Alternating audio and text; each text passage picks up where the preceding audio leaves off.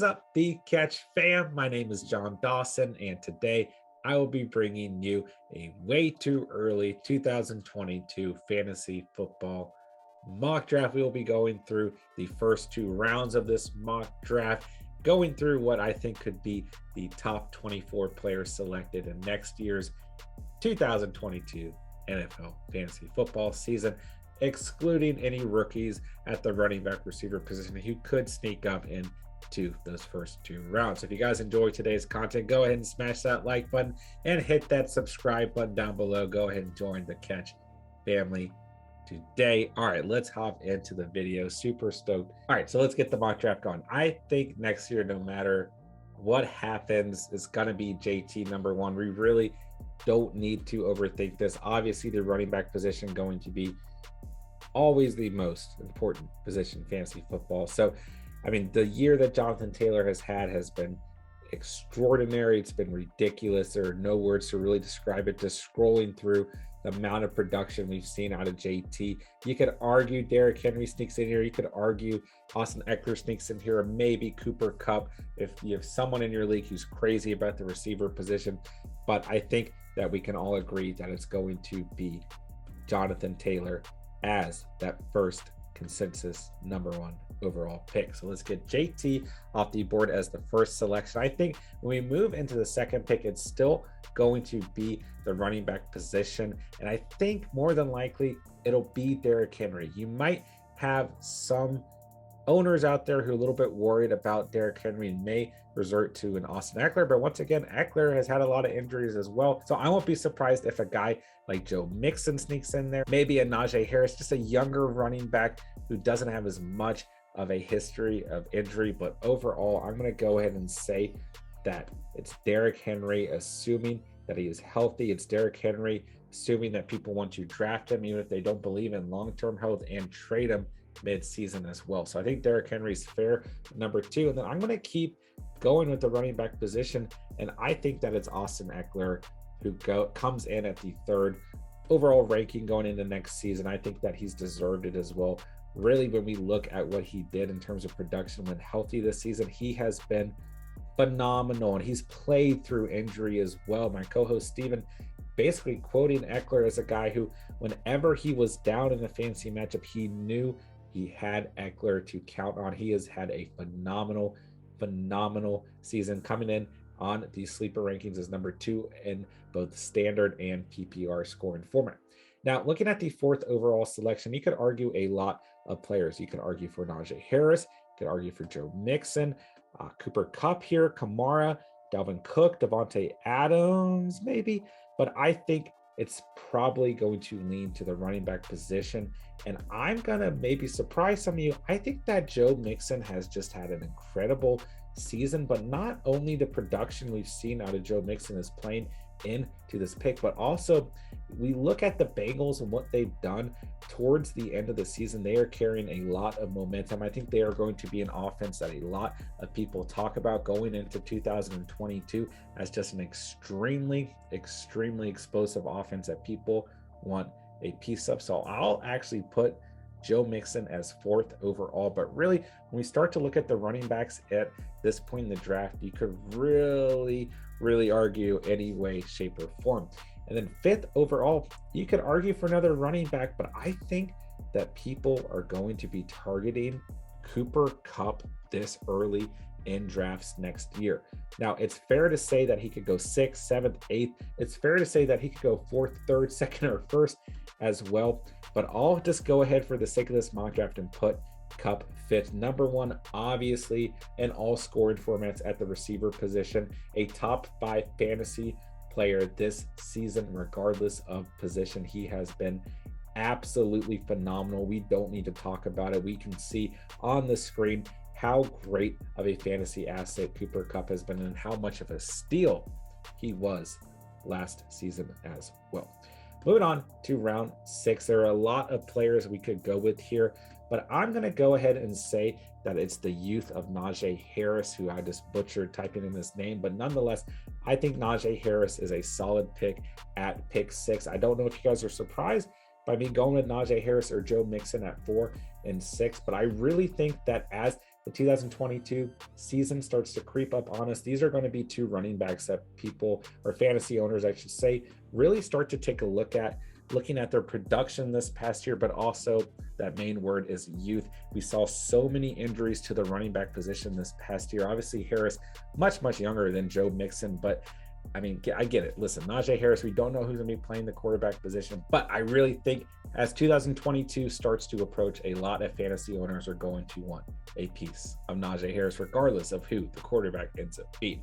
Moving into the 7th overall pick, there are a lot of players to look at, but I personally think it'll probably be either Alvin Kamara or Dalvin Cook. I'll say Dalvin Cook for the 7th selection, and then I will say Alvin Kamara for the 8th selection. I still think those two backs make the top 8, and I really don't have any reason to argue against them. I get it. They're kind of moving towards the middle of their careers. You could be worried about injuries and things like that, but really, when we break down what Cook and Kamara did when healthy, they've had great seasons overall. Kamara has had less support overall from his offense than Dalvin Cook has had, but listen, these guys, regardless of what you think about the move, will absolutely be in the top 10, no doubt about it. Moving on, listen, pick number 9 and 10, 11 and 12 get kind of interesting, right? I think there's a lot of players that deserve to be in this ranking. Davante Adams, though, I think absolutely has to be in the conversation, right?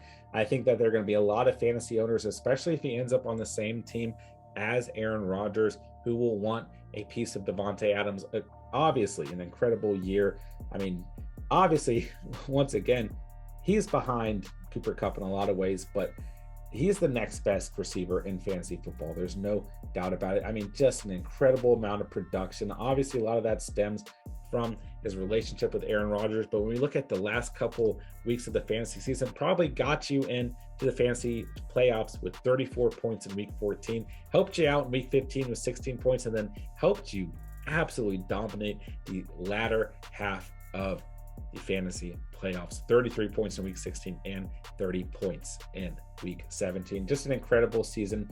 We expect this out of Davante Adams, regardless of who the quarterback is throwing to him. He's always going to be incredibly productive. So moving on to pick 10, there are a lot of players we could take a look at here, and I think that there are a lot of players that you could argue will get picked. So I've got more than 24 players queued up, but there's a lot of good players still available, man. I mean, I do think that some of these tight ends will probably creep into the top 10.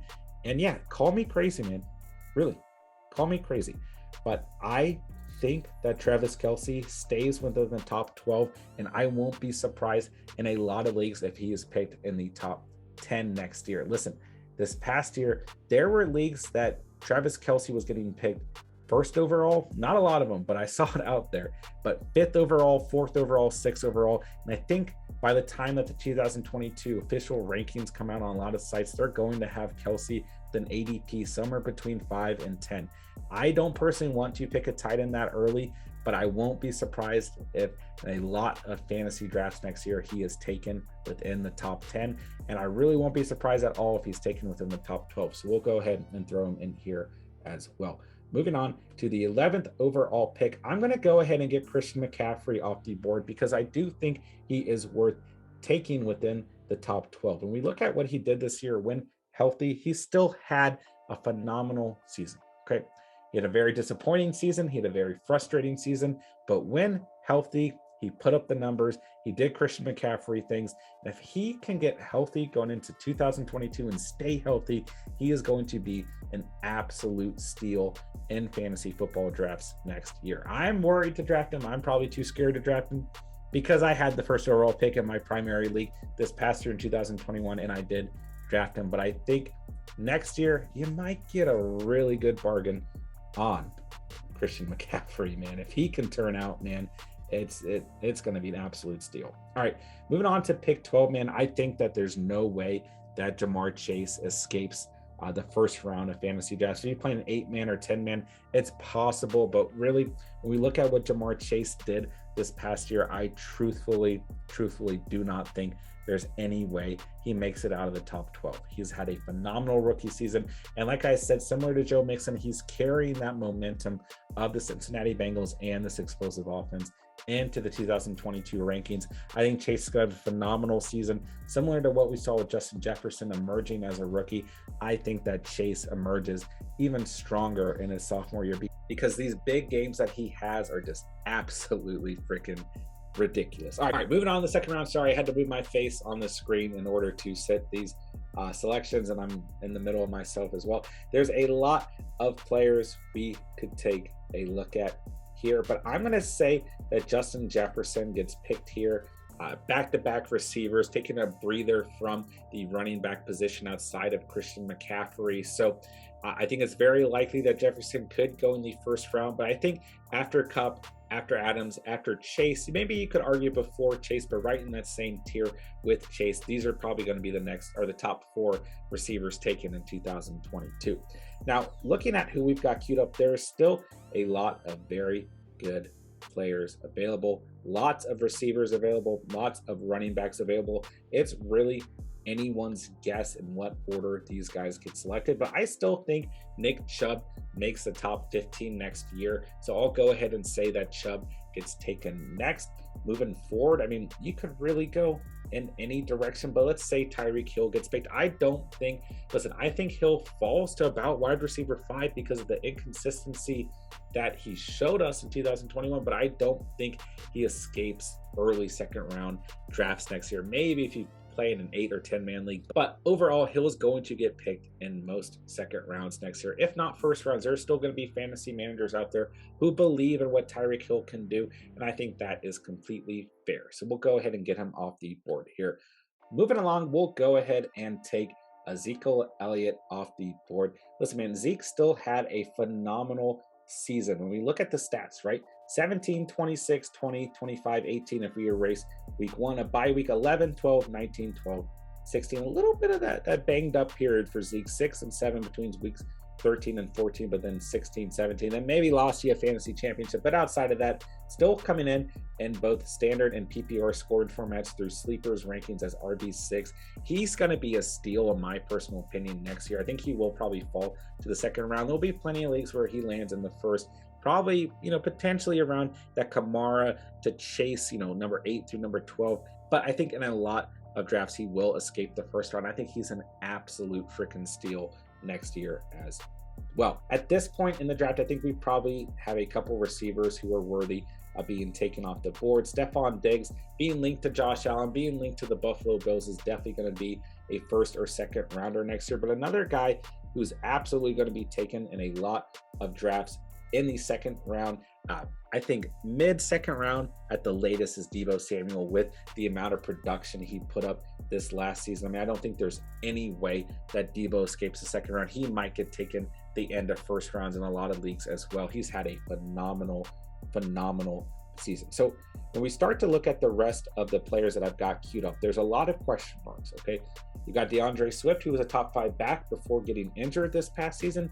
You've got Aaron Jones. We don't know if Aaron Rodgers is going to be on the same team as him. We don't know how much that hurts his value. You got James Conner. Is he going to be a Cardinal next year? We don't know. We don't know what he looks like in a different offense. Got Leonard Fournette, who's been banged up. More than likely will be back with Tom Brady, but is on a 1-year deal. We've got Javonte Williams. Is Melvin Gordon on that same team?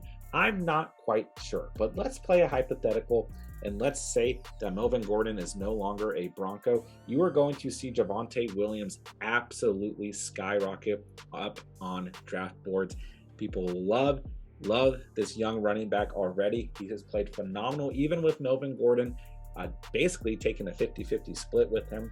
And let's just play hypothetical and let's say that Melvin Gordon is not a Bronco. I think he absolutely does not escape the second round. All right, we've got a couple players left, but we only have 5 spots to fill. So I don't think that DeAndre Swift escapes the second round. He was a top 5 running back before getting injured towards the end of the season. He had some phenomenal performances. I really don't think with Dan Campbell continuing to coach the Lions through 2022, more than likely that Swift escapes the second round because of the volume that we know he will come with. So I'll say that Swift gets taken in the second round here. Now, plenty of good players left, but I'm going to say that our boy Lenny Fournette is with the Buccaneers, still linked to Tom Brady in that offense. He was another top back before sustaining an injury towards the end of the season. So I'll put Fournette in the second round as well.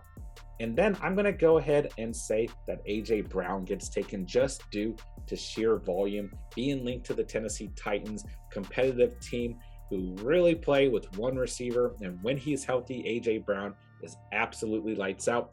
I'm not in love with picking A.J. Brown next year because I am scared of his consistency of when he is on the field, but I think a lot of fantasy managers will go ahead and reach for him in the second round. Obviously, once again, plenty of good players, and I think that Aaron Jones gets selected here. The running back position is just too incredibly important, and I don't think that fantasy managers will let him slide out of the second round, but it's definitely possible we see him turn into the third round. Now, listen, I really like Diontae Johnson, but with Big Ben potentially retiring, probably retiring, more than likely retiring, at least not being a Steeler through 2022, I think that he might escape the second round. I think he'll fall to the beginning of the third round. So it's very, very close there.